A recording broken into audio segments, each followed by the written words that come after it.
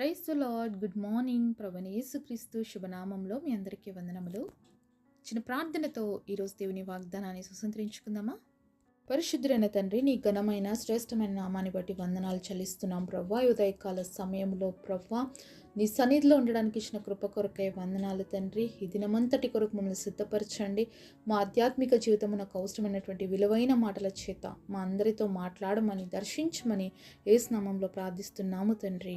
ఆమేన్. ఈరోజు దేవుని వాగ్దానము కీర్తనల గ్రంథము 32వ అధ్యాయం 10వ వచనం. యెహోవా యందు నమ్మికయుంచు వానిని కృప ఆవరించుచున్నది. Psalms chapter 32 verse 10. He that trusteth in the Lord, mercy shall compass him about. దేవుడిచ్చినటువంటి అద్భుతమైన వాగ్దానం మనందరి జీవితంలో నెరవేర్చబడును గాక. ఆమేన్. మరి దేవుడు ఈ ఉదయకాల సమయంలో మనందరితో ఒక మాట చెప్తున్నాడండి. దేవుడి పైన మనం నమ్మకం ఉంచాలి. ఎవరైతే దేవుడి పైన నమ్మకం ఉంచుతారో దేవుని యొక్క కృప వాళ్ళని ఆవరిస్తుంది. కృప అనే పదానికి మరి ఏ యోగ్యత లేకున్నా, ఏ అర్హత లేకున్నా, కేవలం దేవుని యొక్క జాలి, దయ, కనికరమును బట్టి పొందుకోవడాన్ని మనం కృప అంటామండి. ఈరోజు నువ్వు దేనికి అర్హత లేదు అని బాధపడుతున్నావేమో. నా జీవితంలో దీన్ని పొందుకోవడానికి నాలో ఏ క్వాలిఫికేషన్ లేదు, లేకపోతే నేను అంత గొప్ప వ్యక్తిని కాదు, ఇది చేయటానికి నా వల్ల అవ్వదు, ఇలాంటివి మనం చాలాసార్లు మన జీవితంలో ఛాలెంజెస్ని ఫేస్ చేస్తూ ఉంటాం. ఇది అవుతుందా నా జీవితంలో, ఇది జరుగుతుందా నా జీవితంలో అని మనం చాలాసార్లు క్వశ్చన్ మార్క్స్ వేసుకుంటున్న పరిస్థితిలో దేవుడు ఏం చెప్తున్నాడు తెలుసు? నువ్వు నమ్మితే తప్పకుండా నా కృపను చూస్తావు అని దేవుడు సెలవిస్తున్నాడండి. మనుషుల్ని చాలాసార్లు మనం నమ్ముతాము, మన చుట్టూ ఉన్న పరిస్థితులను చూసి నమ్ముతాం, కానీ దేవుడి పైన నమ్మకం ఉంచడానికి చాలాసార్లు మనం వెనకాడతామండి. మరి పరిస్థితుల్ని బట్టి మనుషుల్ని మనం నమ్ముకున్నప్పుడు మన జీవితాల్లో చాలాసార్లు విఫలమైనాం. కానీ యెహోవా యందు నమ్మిక ఉంచువాడు ఏది కూడా కొదువ లేకుండా సమస్తాన్ని కూడా పొందుకుంటాడండి. ఒకసారి మనము 2వ రాజుల గ్రంథము 2వ అధ్యాయము 19వ వచనం చూద్దాము. అంతటా ఆ పట్టణపు వారు, ఈ పట్టణమునున్న చోటు రమ్యమైనదని మా ఏలినవాడవైన నీకు కనబడుచున్నది గాని నీళ్లు మంచివి కావు, అందుచేత భూమి నిస్సారమై ఉన్నదని ఎలీషాతో అనగా, అతడు కొత్త పాత్రలో ఉప్పు వేసి నా యొద్దకు తీసుకొని రండని వారితో చెప్పాను. వారు దాన్ని తీసుకొని రాగా అతడు ఆ నీటి ఊట యొద్దకు పోయి అందులో ఉప్పు వేసి, యెహోవా సెలవిచ్చినదేమనగా, ఈ నీటిని నేను బాగు చేసి ఉన్నాను గనుక ఇక దీని వలన మరణము కలగకపోవును, భూమియు నిస్సారముగా ఉండదు అనెను. ఇక్కడ ఎరికో అనేటువంటి ప్రాంతంలో ఉన్నటువంటి ప్రజలు వచ్చి మరి ప్రవక్త అయినటువంటి ఎలీషాతో చెప్తున్నారు, అయ్యా ఈ ప్రాంతం చూడడానికి చాలా బాగుంది, కానీ ఇక్కడున్న నీళ్లు ఏమాత్రం పనికిరావు, నిస్సారమైనటువంటి నీళ్ళయ్యా, మాకు చాలా ఇబ్బందిగా ఉంది నీళ్ళతో అని చెప్పినప్పుడు మరి ఎలీషా ప్రవక్త చెప్పాడు, ఆ నీటిలోకి ఉప్పు కలిపేసి ఎక్కడైతే ఆ యొక్క నీటి ఊట ఉందో అక్కడికి వెళ్ళి ఆ నీళ్ళు పోసినప్పుడు మరి అతను ఒక మాట అన్నాడు అక్కడ ప్రార్థన చేస్తూ, మరి ఈ నీళ్ళు ఇంకెప్పటికి కూడా నిస్సారంగా ఉండకూడదు అని చెప్పినప్పుడు అద్భుత రీతిగా మరి నిస్సారవంతమైనటువంటి ఆ నీళ్లు సారవంతమైనటువంటి నీళ్లుగా మార్చబడ్డాయండి. 22వ వచనంలో చూసినట్లయితే, కాబట్టి నేటి వరకు ఎలీషా చెప్పిన మాట చొప్పున ఆ నీరు మంచిదై ఉన్నది. మరి ఆ నీళ్ళు ఏమై ఉన్నాయంట? ఇప్పుడు మంచి నీళ్ళుగా ఉన్నాయి. ఒకసారి ఆలోచించండి, ఆ పట్టణం చాలా బాగుందంట, కానీ అందులో ఉన్న వాటర్ మాత్రం బాగలేవు. ఈరోజు నువ్వు కూడా పైకి చాలా బాగున్నావు, కానీ లోపల ఉన్న పరిస్థితులు బాగలేవేమో, నిస్సారమైన స్థితిలో ఉన్నావేమో, ఉజ్జీవించబడలేనటువంటి స్థితిలో ఉన్నావేమో, బాధగా ఉన్నావేమో, వేదనతో కృంగిపోయిన పరిస్థితుల్లో ఉన్నావో, ఏ పరిస్థితి అయితే నీ జీవితంలో నీకు సారం లేకుండా చేస్తుందో అలాంటి పరిస్థితి నువ్వు దేవుడి సన్నిధిలోకి తీసుకురావాలి. ఇక్కడ ప్రవక్త అయినటువంటి ఎలీషా దగ్గరకు వచ్చి ఆ ప్రజలు చెప్పారు కాబట్టి ఎలీషా దేవుని కృపను బట్టి ఆ వాటర్ని ఏం చేశాడు, మరి పనికిరాని వాటర్ని పనికొచ్చే వాటర్గా మార్చగలిగాడు. మరి ఎలీషాని ఇంత గొప్ప అద్భుత ప్రవక్తగా దేవుడు చేయడానికి కారణం ఏంటంటే, ఎలీషా దేవుని పైన నమ్మకం ఉంచాడండి. ఎంతో ఆస్తి ఉంది ఎలీషాకి. అయితే ఏలియా వచ్చి పిలిచినప్పుడు అతడు తన యొక్క పొలాన్ని దున్నుకుంటున్నాడు, కానీ ఎలీషా ఏలియా మాట విన్నప్పుడు తన సమస్తాన్ని విడిచిపెట్టి దేవుని వెంబడించాడు. మరి ఏలియా దేవుడి దగ్గరికి కొనిపోబడుతున్న సమయంలో మరి ఏలియా ఏమైనా కోరుకో అంటే ఒక్కటే అడిగాడు, నాకు నీ మీద ఉన్నటువంటి ఆత్మ కంటే రెండంతలైన ఆత్మ కావాలి అని చెప్పి. అలా అడిగినప్పుడు నువ్వు నన్ను చూస్తే తప్పకుండా అది పొందుకోగలుగుతావు అన్నప్పుడు మరి నిజంగంటే ఏలియా కంటే కూడా ఎలీషా మీద దేవుని యొక్క ఆత్మ రెండంతలుగా ఉందండి. మరి ఏలియా 7 అద్భుతాలు చేస్తే ఎలీషా 14 అద్భుతాలు, అంటే అంత డబల్ పోర్షన్ ఆఫ్ బ్లెస్సింగ్ని ఎలీషా జీవితంలో పొందుకోవడానికి కారణం ఏంటి తెలుసా? మరి ఎలీషా దేవుని నమ్మాడు. ప్రవక్తైనటువంటి ఎలీషా ద్వారా అనేకమైన అద్భుతాలు జరిగాయండి.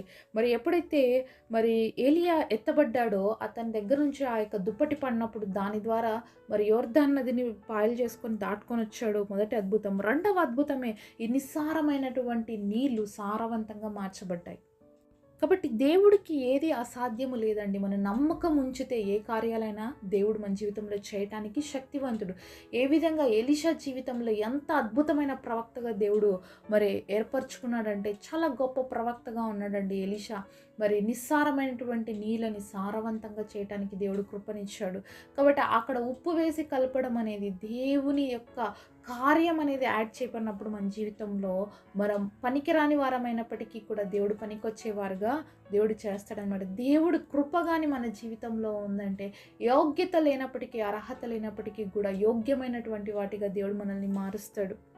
మరి నీళ్ళలో సారం లేకపోతే దేనికి పనికిరావు కదండి. తాగడానికి యూజ్ చేయలేము, అలాగే దేనికి పొలాలకి వాటికి కూడా దేనికి కూడా పనికి రావట్లేదు. మరి ఆ పట్టణం అయితే చాలా రమ్యంగా ఉంది, కానీ వాటర్ మాత్రం సారవంతంగా లేవన్నప్పుడు మరి సారం కలిగించాడు దేవుడు. ఈరోజు మనం కూడా మన జీవితాల్లో ఎక్కడైతే సారము లేనటువంటి పరిస్థితుల్లో ఉన్నామో, నిస్సారమైనటువంటి పరిస్థితుల్లో ఉన్నామో మనల్ని సారవంతంగా దేవుడు మార్చాలనుకుంటున్నాడు. నమ్మిక ఉంచితే దేవుని కృపను బట్టి దేవుడు ఆ కార్యం చేస్తాడు. అంటే ఎక్కడ పనికిరామని అనుకుంటున్నామో అక్కడే పనికొచ్చే పాత్రగా చేస్తున్నాడు. ఎక్కడ ఏ వాటర్ అయితే పనికిరావన్నాడు అని చెప్పారు ఆ ప్రజలు, మరి ఆ వాటర్ దగ్గరికి, ఆ ఊట దగ్గరికి వెళ్ళి అక్కడ ఉప్పు కలిపిన నీళ్ళు పోసినప్పుడు అవి ఎంత సారవంతంగా మార్చబడ్డాయో ఈరోజు నీ జీవితంలోకి యేసు ప్రభుని నువ్వు మరి ఆహ్వానించు. నీ జీవితం ఏ విధంగా మారుతుందంటే సారవంతంగా మారుతుంది. నిస్సారవంతమైన జీవితాన్ని మనలో నుంచి తొలగించడానికే యేసు ప్రభు మానవుడిగా ఈ లోకానికి వచ్చాడండి. నేను పనికిరాను, దేనికి చేతగానటువంటి దాన్ని నన్ను ఎవ్వరూ మరి ఎన్నిక చేసుకోరు, నేనంటే ఎవరికి ఇష్టం లేదు, ఎవరికి నా అవసరత లేదు అని చెప్పేసి నువ్వు బాధపడుతున్నట్లయితే నిన్ను ప్రేమిస్తున్న దేవుడు నీ కోసమే ఈ లోకానికి వచ్చి కల్వరి శిలువలో ప్రాణం పెట్టాడు. ప్రాణం కంటే నిన్ను ఎక్కువగా ప్రేమిస్తున్నాడు. లోకంలో ఎవరికి మనం నచ్చినా నచ్చకపోయినా, ఎవరు మనల్ని ప్రేమించినా ప్రేమించకపోయినా, ఎవరికి పనికొచ్చినా పనికి రాకపోయినా దేవుడు మాత్రం మనల్ని ప్రేమిస్తున్నాడు. నిస్సారవంతమైనటువంటి జీవితంలో నుంచి సారవంతమైనటువంటి బ్రతుకులోకి మనల్ని నడిపించాలని ఆశపడుతున్నాడు. మోడుబారినటువంటి జీవితంలో నుంచి చిగురించిపో చేసేటువంటి అనుభవాన్ని దేవుడు ఇవ్వాలని ఆశపడుతూ ఉన్నాడు. ఎక్కడ కృంగిపోయావో, ఎక్కడ చీ అనిపించుకున్నావో, ఎక్కడ అందరూ నిన్ను వెలివేసిన పరిస్థితిలో నువ్వు ఉన్నావో అక్కడ ఆ స్థానంలోనే తిరిగి దేవుడు నిన్ను హెచ్చించాలని ఆశపడుతున్నాడు.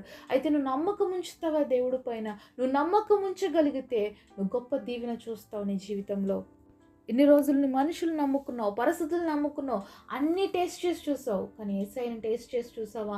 ఒక్కసారి యేసు ప్రభు దగ్గరకు వస్తే నీ జీవితం మార్చబడుతుంది, నీ బ్రతుకు మార్చబడుతుంది, అద్భుతాల చేత నింపబడుతుంది. ప్రవక్తైనటువంటి ఎలీషాతో వాళ్ళు చెప్పుకున్నటువంటి ఆ యొక్క వాటర్ సమస్య మరి ఏ విధంగా తీర్చబడిందో అలాగే ఈరోజు నీ సమస్య ఏదైతే ఉందో నువ్వు దేవుడి దగ్గర చెప్పుకున్నప్పుడు, నీ పరిస్థితి ఏదైతే ఉందో నువ్వు విశ్వాసముతో నమ్మకంతో దేవుడి దగ్గరకు వస్తే తప్పకుండా దేవుడు కార్యాలు చూస్తాం. ఎందుకంటే ఎరికో పట్టణంలో ఉన్న ప్రజలు గమనిస్తున్నారు. మరి ఏలియా ఎత్తబడ్డాడు, ఇప్పుడు ఎలీషా ఏం చేస్తాడు, ఆయన పరిస్థితి ఏంటి అని చూస్తూ ఉన్నారు. ఎప్పుడైతే వాళ్ళు గ్రహించారో ఏలియా పైన ఉన్నటువంటి ఆత్మ కంటే ఎలీషా పైన దేవుని ఆత్మ రెండంతలుగా ఉందని వాళ్ళ సమస్యను తీసుకొచ్చినప్పుడు దేవుని కృపను బట్టి వాళ్ళ అద్భుతాన్ని చూడగలిగారు. ఈరోజు నీ జీవితంలో కూడా నువ్వు అద్భుతాన్ని ఎక్స్పెక్ట్ చేస్తున్నట్లయితే నువ్వు చేయవలసింది ఒక్కటి, దేవుని పైన నమ్మకం ఉంచటం. తద్వారా నీ జీవితంలో గొప్ప కార్యాలు చూస్తావు, దేవుని కృప చేత నింపబడతావు. అట్టి కృప దేవుడు మనందరికీ దయచేయునుగాక. ప్రియమైన యేసయ్య, ఈరోజు మీరు మాకు ఇచ్చిన ఈ ప్రామిస్ కొరకు మీకు స్తోత్రాలయ్యా. ఈ ప్రామిస్ని మా అందరి జీవితంలో నెరవేర్చండి తండ్రి. నీపై నమ్మకం ఉంచి నీ కృపను పొందుకునే భాగ్యమును అర్హతను మాకందరికీ దయచేయమని, ఈ విధంగా ఎరికో ప్రజలు అద్భుతాన్ని రిసీవ్ చేసుకోగలిగారో మేము కూడా నీ దగ్గర నుంచి అద్భుతాలు పొందుకొని నీ మహింపరిచే కృపనివ్వమని యేసు నామములో ప్రార్థిస్తున్నాం తండ్రి. ఆమేన్. ఈరోజు బర్త్డే అలాగే వెడ్డింగ్ యానివర్సరీ సెలబ్రేట్ చేసుకుంటున్న మీ అందరికీ కూడా wish you happy birthday and happy anniversary.